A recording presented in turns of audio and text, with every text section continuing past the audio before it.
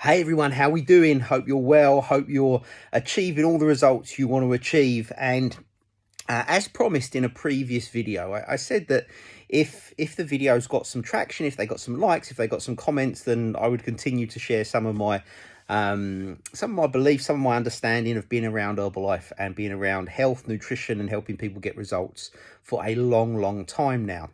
And so this is kind of the second in the series of these videos where I'm just going to talk about something that I think the huge majority of people will be able to relate to. Hopefully there's some value in this. As always, if you have any questions or you get anything from it, please feel free to share. And again, if it gets some traction, if it gets some likes, then we'll continue to do these on different subjects. By the way, if you want me to touch on something particular, then just ask, right? And if I don't know about it, I'll just say I don't know about it. It's a good opportunity for me to go away and learn and share what I learn, right? But so in a previous video, we talked about a more sensible approach to habit change and how habits are formed. The fact that they start as a choice. And then if we're not careful, if we don't watch it, those choices become automatic, so that it's not a choice anymore. It's just something that we do. I talked about, maybe early in our adult life, when we have the freedom to choose that we're going to have a coffee first thing in the morning. To begin with, it's a choice, and over time it becomes a habit that we don't even think about. We just make a coffee or buy a coffee, and then what's worse is sometimes we start convincing ourselves that we couldn't live without the coffee.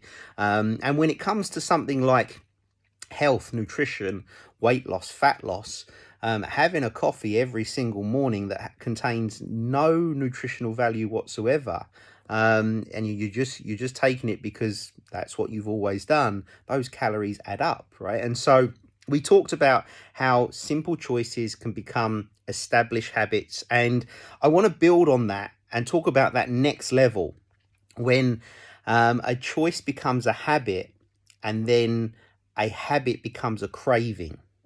Now, whereas let's not talk about, well, you can talk about coffee first thing in the morning, but cravings tend to have the most impact later in the evening. You know, that space between your evening meal and going to bed, when whatever it is that happens, and we're going to talk about triggers in a minute, but whatever happens, and you find yourself craving that, insert whatever it is for you there, right? It can be sweet things, chocolate, sweets. It could be savory things, crisps and etc. It could be an alcoholic drink. It could be a whole bunch of things, right? I don't think there'll be anybody that watches this that isn't affected by some craving of some kind. And so I want to talk a little bit about cravings. I want to talk about what triggers those cravings, how it feels in the moment, and the fact that, you think, I just can't get over it, I'm going to have it. And then we're going to talk about some solutions to give you an understanding of what a craving is, why we have it, and therefore you might be armed better to deal with it when it affects you tonight, when it affects you this weekend, when it affects you at any point in your journey, right? So the first thing I want to talk about when it comes to cravings is you really got to understand it for exactly what it is, right?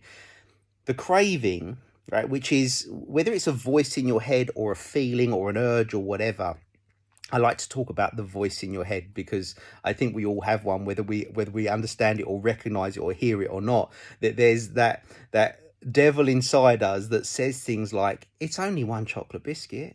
Well, what's the problem? You always have a chocolate biscuit. Have a chocolate. You deserve a chocolate biscuit. Like at 9:30 at night. There's no possible nutritional need or calorie need or energy need for a chocolate biscuit. But something inside you is telling you that if you don't have a chocolate biscuit, the world's going to collapse, right? And so you've got to recognize that voice in your head, that urge, it's the voice, it's the thing that wants you to stay exactly as you are.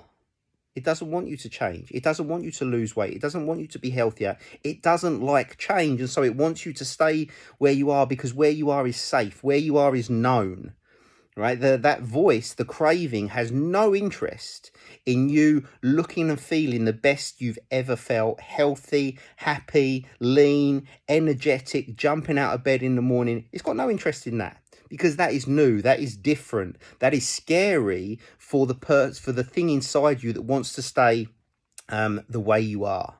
Okay, the craving, all it's interested in, right? It's your enemy, by the way. And in a minute, I'm going to talk about, we don't argue with the enemy, right? We just need to recognize it. That voice in your head, that craving, all it's interested in is pleasure in the moment, right? It wants you to enjoy something now. It's got no interest in your future better self, right? I have another video that I do, which is called "What Would My Best Me Do?" You know, my leanest, fittest, healthiest, most energetic me wouldn't eat the chocolate biscuit. But the now me, the bored on the sofa, nobody's looking, I'm in my PJs, there is 2 biscuits in the cupboard. What's 2 biscuits? They're going to go off if I don't eat them. I should probably eat them, right? By the way, you recognize any of that? And I'm only speaking from personal experience, right? I've experienced this myself, still experience this now. All these things, you convince yourself you better eat those chocolate biscuits or they're going to go off. And we can't have them going off, right? And so it's called delayed gratification. There's a saying that says, nothing tastes as good as being in the best shape of your life feels. But in the moment, that's difficult to balance. That's difficult to justify because it's just a chocolate biscuit, right? And so I'm going to talk about the feeling in a minute. But the first thing I'd encourage you to think about is, what are your triggers? Right, there's a lot of very specific triggers that make you want that thing in that moment, and those triggers can be things like habit, right? Maybe it's just a habit for you to have a few biscuits or a bit of cake or a packet of crisps in that mid-morning when everybody else at work is getting out and having something. Maybe it's habit for you to sit down with a cup of tea and a few biscuits or a bag of crisps at 9 o'clock at night when you watch your favourite TV show. That's when once it was a choice and it became a habit, and now it becomes a craving, and maybe it's more in control of you than you are of it. I don't know. Maybe it's a habit, right? But you need to recognize it as a habit. You need to recognize it as that voice in your head that's trying to keep you exactly where you are. And if you don't want to be there, if you're not comfortable being there, then you need to recognize that. And we're going to talk about how to interrupt that and change it in a minute. Maybe it's something as simple as seeing it. You know, maybe you don't think about eating that thing until you open the fridge to get something, right? Something for the kids, to make the packed lunches for tomorrow, or whatever it is. And you open it, and that thing that you hadn't thought about until you saw it, you see it, and now you want it. Now you have to have it in the cupboard, all the rest of it. Simple fix to that. Put it out of sight, right?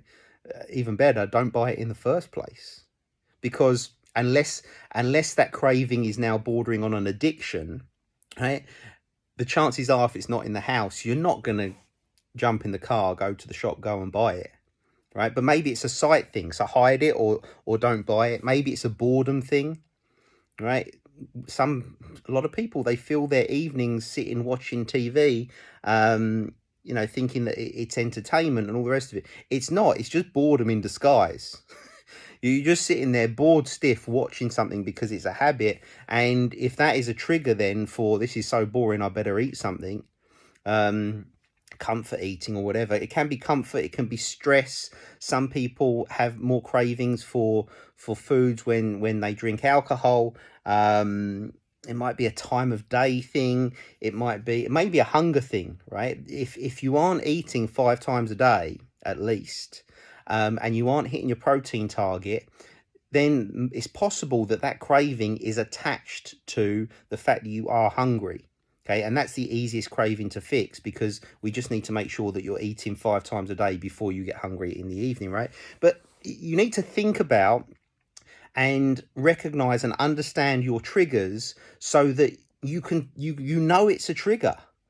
You know, the minute you sit down to watch EastEnders or whatever, I don't even know if EastEnders is still going, right? But you sit down to watch EastEnders and you're already making the cup of tea and heading for the crisp cupboard, right?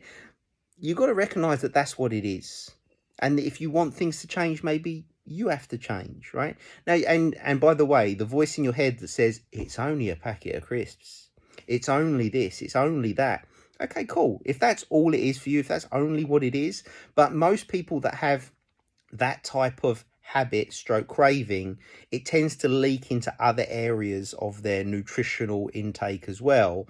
And when you add them all up, it's a lot of empty calories, right? So the first thing to talk about or to think about for yourself is, what are your triggers and how can you avoid them?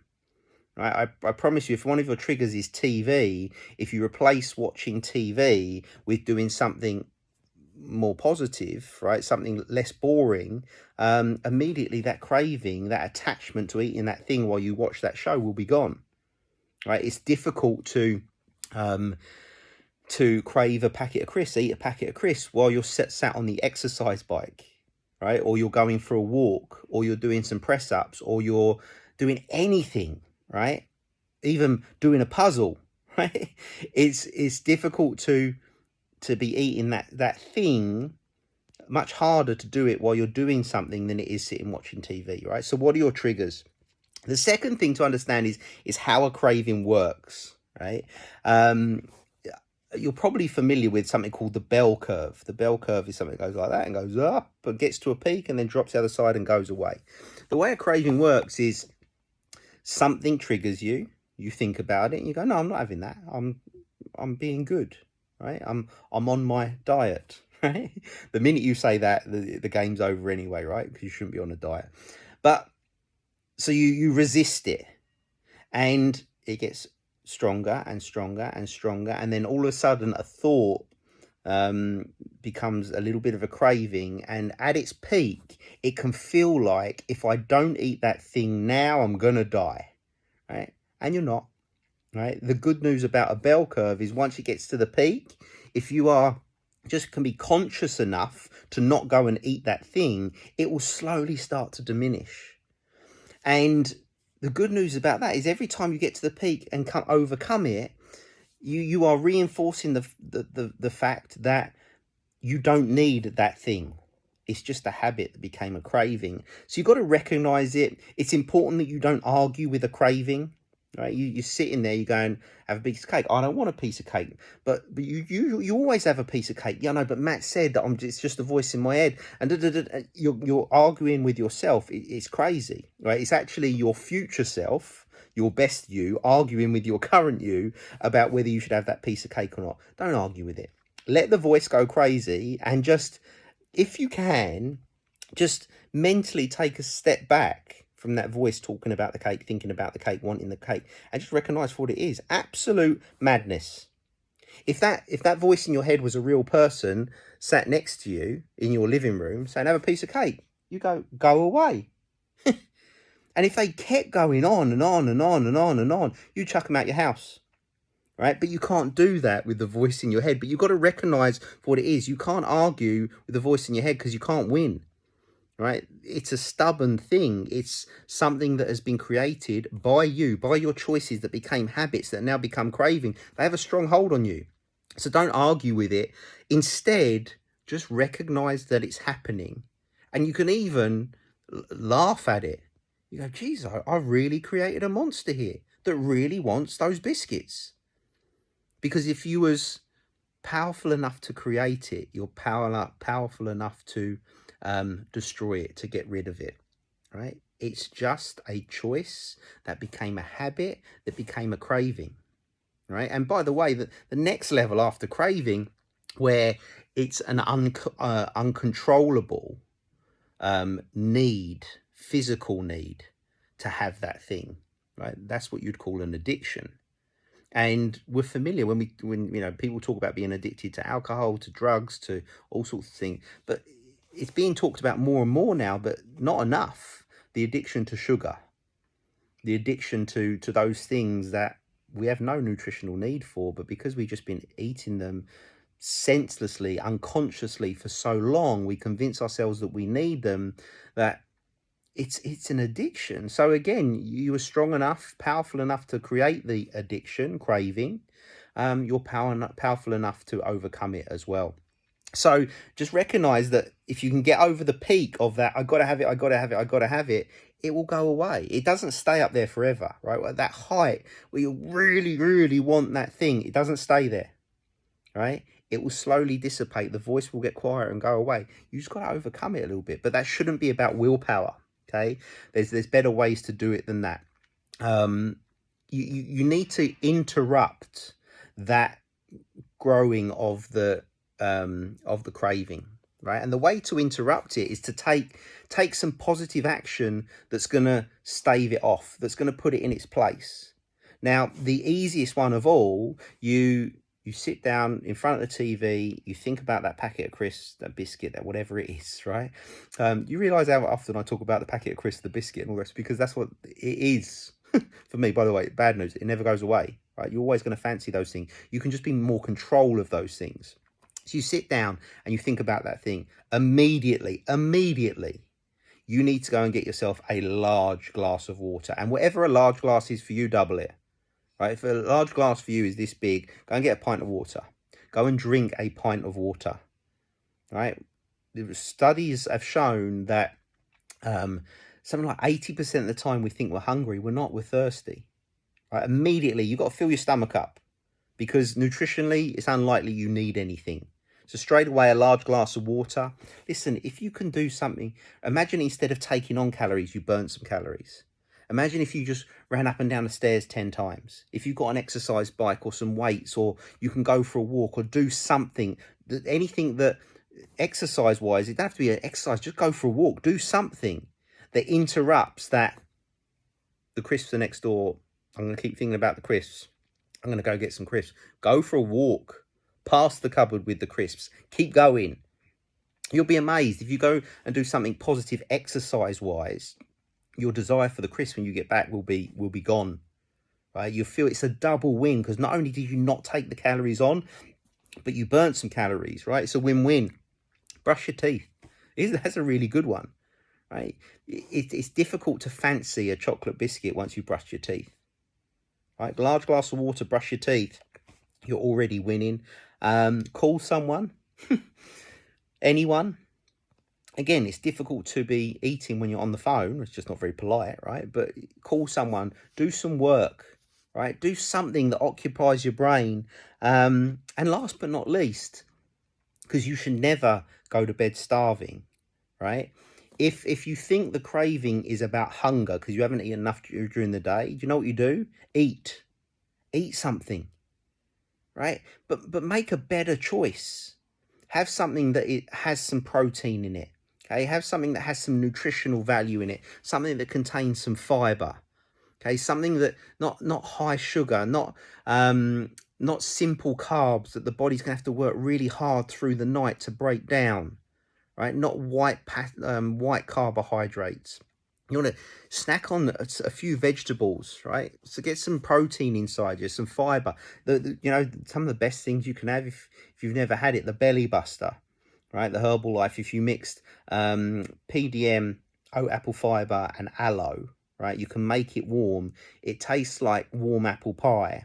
It's lean protein, it's fiber, and it's aloe, which is great for your digestive system. It tastes sweet. It's like an apple pie in a glass. And pint of water in one of those, you're winning, right? Yeah, there's some calories in it, but those calories are a high quality, high nutrition calories. Nothing wrong with it whatsoever. Okay, you're gonna have a great night's sleep. You're gonna wake up not feeling starving, and you would have put that craving firmly in its place. And there's nothing more really, right? That's it. You've got to recognize it for what it is. It's a voice in your head that wants you to stay exactly as you are. And if you're not happy as you are, you're going to have to recognize it. You're going to have to interrupt it. You're going to know what your triggers are. And you're going to have to replace it with something more positive. I will say that if you are somebody that craves savory things, right? So crisps is probably the most common savory craving. Savory cravings are often a sign of a lack of electrolytes, right? Salt in your daily intake, right? And so if you can get some electrolytes inside you, and the Herbalife Hydrate, when I talk about having a pint of water, if you're a savory craver, then stick a hydrate in your water and it'll make a difference. Listen, part of me wants to apologize for this being a 20-minute video on cravings, but Some of you, all of the positive progress that you make during a lap, during a day, during a week, during a month, are either being slowed down or being completely halted by the fact that some cravings have a hold on you, that some of your choices became habits, became cravings that border on addictions. And if you can just understand some of the base, I'm no psychologist, right? But all of this made sense to me and makes sense to me. I laugh when I read about it and I listen to it for the first time, because I was like, that's me. That makes sense. And some of those things that I've asked you to recognize and to understand and to replace and to interrupt, they made a difference to how I dealt with all of those things. And so I'm just paying it forward in the hope that it will help you deal with some of those things too. Right? Any and all feedback welcome. Thanks for your time.